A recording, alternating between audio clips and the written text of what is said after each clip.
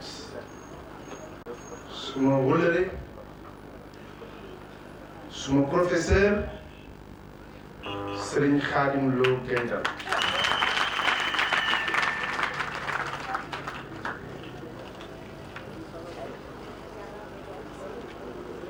Je voudrais juste remercier l'ensemble des membres de la cellule communication pour avoir porté son choix, assurément sur la directive de Serigne Khadim Lo Gaydel, sur ma modeste personne pour être le parrain de ce forum intitulé Islam et communication. Honneur ne pouvait être plus grand que celui-là, car il ne s'agit nullement d'un retour d'ascenseur ou d'une reconnaissance, mais il s'agit tout simplement de la volonté d'un homme, ou que dis-je, d'un homme de Dieu qui a décidé d'enseigner à ses disciples que la reconnaissance est un attribut divin. Serigne Khadim Lo Gaydel, soyez-en infiniment remerciés. La pertinence maintenant du thème réside en ce sens que partout le monde est en crise. Une crise due au fait que la réalité, la véritable image de l'islam a été édulcorée, donc complètement changée par des mécanismes de communication qui ont permis aux adversaires les plus irréductibles de l'islam, qui, je le répète, ne sont pas forcément d'une autre religion. Je me veux précis, ne prenons pas la guerre contre l'islam comme la guerre du christianisme contre l'islam. Ceux qui mènent cette guerre, certainement, n'appartiennent à aucune religion. Donc c'est en ce moment de doute que Serigne Khadim Lo a décidé d'organiser par le biais de sa cellule communication aujourd'hui un forum qui est un cadre d'échange sur un thème aussi actuel que déterminant, c'est-à-dire l'islam et la communication.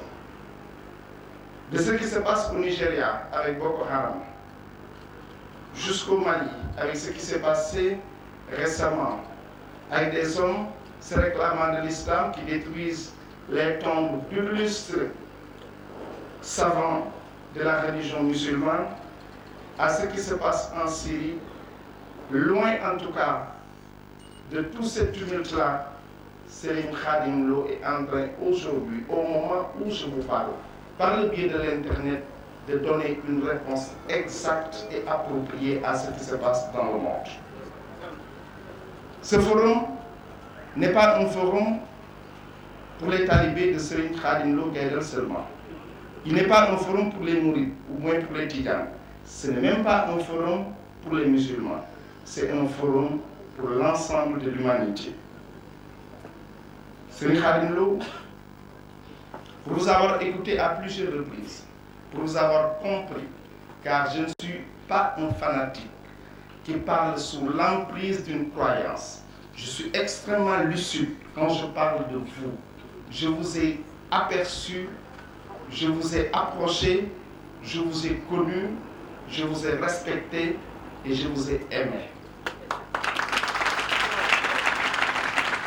Cet amour et cette considération n'ont rien de ponctuel, n'ont rien à voir avec ma position d'homme politique aspirant à diriger la collectivité locale dont vous êtes parmi aujourd'hui les phares, car Bagdad se trouve dans la commune convoitée appelée Thiès-Est. C'est une chance pour nous. Mais nos relations n'ont rien à voir avec ça. C'est une relation d'amitié. C'est une relation de quelqu'un qui vous a connu comme objet, qui vous a entendu, qui vous a aperçu, qui vous a approché, qui vous a respecté, qui vous a aimé aujourd'hui et qui vous aime d'un amour de collégien. Pour vous avoir écouté lors du Gamou 2014, j'ai compris une autre dimension de votre vie. C'est la dimension d'un intellectuel hors pair, d'un religieux exemplaire, d'un enseignant, de quelqu'un qui m'a impressionné.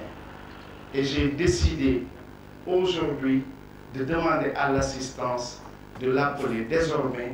professeur Khadim Lo Keita. ci loolu sëriñ bi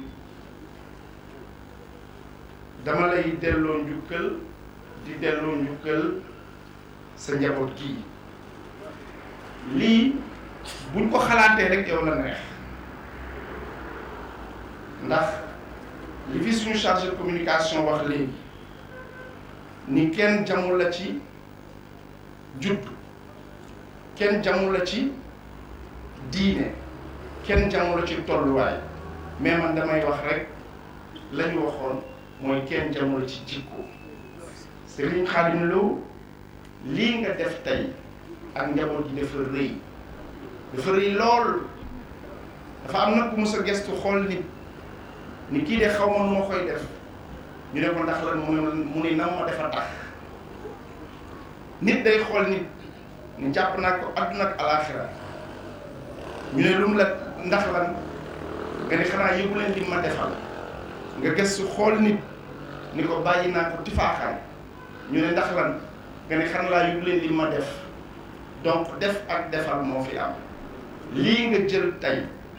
muy xool ñi nga xam ñëpp ci ay kóllëre sama jëmm ju néew ji nga jël ko yëkkati ko jël lii defal ma ko yaakaar naa ni ku gàtt xel lépp luñ ko defal ci teraanga day guuxi lex ni dama koo yeyoo bu ñu ñëwee nag ci wàllu thème bi damay wax ni Serigne Khadim Lo fii la toog tey le 17 mai ñuy fàttaliku ni il y a 20 ans ñaari at ci ginnaaw rek Sénégal 17 ans 20 ans ci ginnaaw bisu tey ñi ngi doon wax ci wax ji nga xamante ni amul woon jàmm naan am na benn magistrat bu ñu faat wax ci bari lool buñ ko rapporté woon ci at moom dama jàpp ni 20 ans après tey nga indi jàmm indi communication indi dal mais apporté woo réponse rek ci li nga xamante ni moo ñor Sénégal yi tey boo demee Boko Haram ci Nigéria dem li nga xamante ni mi ngi am Mali dem Syrie moment yi ñuy wax am na ñi nga xamante ni talu ñoo toog bay dégg nga yar sa njaboot gii ci dal ci tey ak ci yar bëgg leen a gindi tax nga mënoon a def leneen ñu gis la ci mais nga ñëw ni leen xalaat leen ci wàllu communication ak l'islam may wax ni fii nga toog muy Thiès den fii ak Stade Lat Dior fii nga taxaw tey di indi réponse maanaam ci question bi nga xamante ni daanaka kenn mënu ko répondre mooy communication ak l'islam may wax ni li tax communication ak l'islam en solo mooy dine dafa am ay ñooñ dañoo jóg jël seen fital jël seen alal jël lépp lu ñu am fas yéene gàkkal deru l'islam ñooñu nag bu ñu wax ni rek ay chrétien lañu bu ñu wax ni ay catholique lañu parce que mbirum ñiy guerre l'islam bu ñu jël rek ni ñooñu ñooy guerre l'islam parce que bokkuñu ci mën na am sax ñi nga xamante ni ñoo koy def bokkuñu ci benn diine mais may wax ni Serigne Khadim Lo yéen day ñi ànd ak moom laay wax mën ngeen a xam leen ku ngeen gënul sëriñ rek gënu leen sëriñ damay wax ni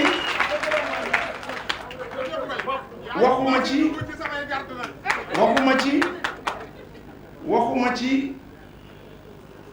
taalibe buy daanu leer damay wax ci xel cot laa def ànd ak sama xel di wax ak ci xel di wax ak ay borom xel sëriñ bii ngeen am muy Serigne Khadim Lo buñ ko doon vente aux enchères du ngeen ko gis sax ba di ko waxaale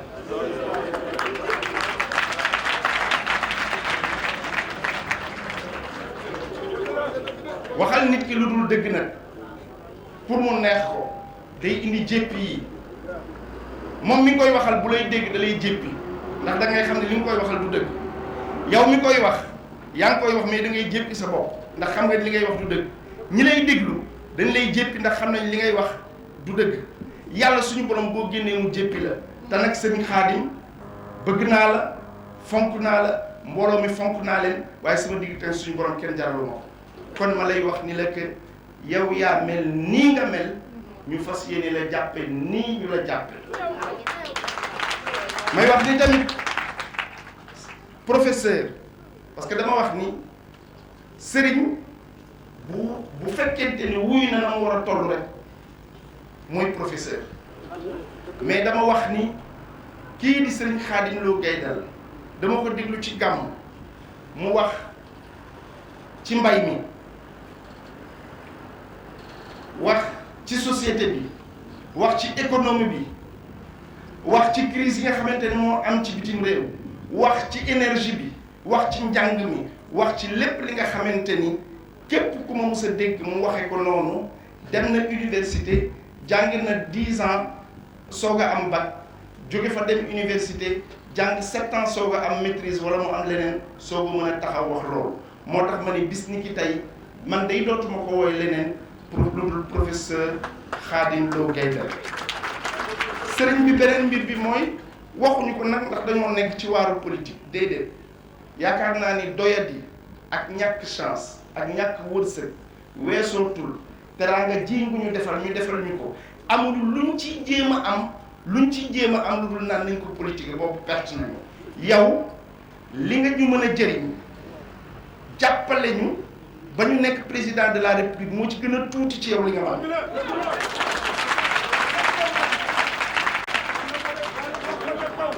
dama lay wax ni daanuma leer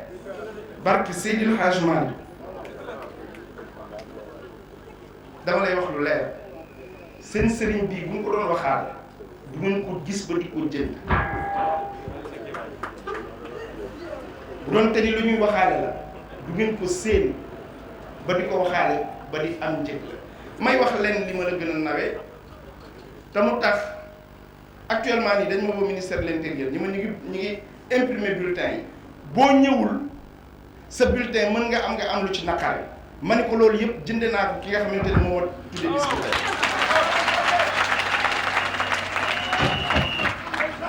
xam nga Serigne Khadim dafa am leen lu ma naw da nga ñu war a laaj pour lan Serigne Khadim Lo ñëw sos Bagdad question boobu c'est-à-dire ku ci nekk tey da nga ko war a poser sa bopp bi ñu defee enquête gis nañu Thiès Est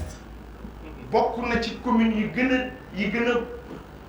a néew doole maanaam ñi nga xamante ni néew doole gi fañ ko gën a yéege mooy foofu moom yamul ci mënoon na ñëw rek yam si talam yi tudde fa Bagdad mais dafa dem ba foofu xam ni bu fa toogee ci turam ak ci darajaam ndox dina fa ñëw courant ñëw fa tali ñëw fa ndimbal ñëw fa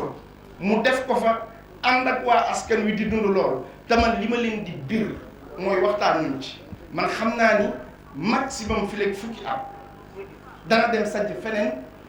fu dul Bagdad tudde ko leneen lu dul Bagdad ndax dafa gëm ni lay mën a yokku askan du sa lépp mat nga ñëw ci askan wa di leen ko jaay waaye as gor